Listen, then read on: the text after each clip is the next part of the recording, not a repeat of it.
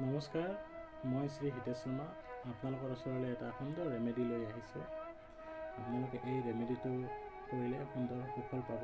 এইটো হৈছে টকা পইচাৰ ক্ষেত্ৰত টকা পইচা কেনেকৈ বৃদ্ধি হয় আৰু যিখিনি টকা ইনকাম কৰা যায় সেই টকাৰে কেনেকৈ মেনেজ কৰিব পৰা যায় তাৰ ওপৰত ৰেমেডিটো। আপোনালোকক কৰিব লগা কাম হৈছে কি, এটা সেউজীয়া কালাৰৰ কলম ল'ব লাগিব।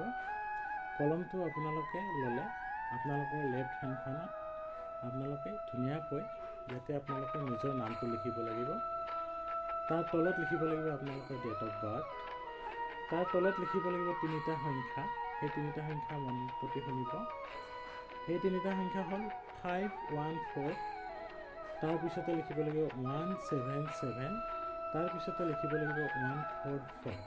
আকৌ এবাৰ কৈছোঁ, সংখ্যা 3টা আপোনালোকে মন কৰিব। প্ৰথম লিখিব নিজৰ নামটো, তাৰপিছতে লিখিব নিজৰ ডেট অফ বাৰ্থ, তাৰপিছত সংখ্যা 3টা, সেইকেইটা হ'ল 514, তাৰপিছত 177, তাৰপিছতে 144। এনেকৈ আপোনালোকে লেফ্ট হেণ্ডখনত লিখিব গ্ৰীণ কালাৰৰ কলমেৰে। তাৰপিছত আপোনালোকে কপৌৰেৰে এনেকৈ ঘঁহিব।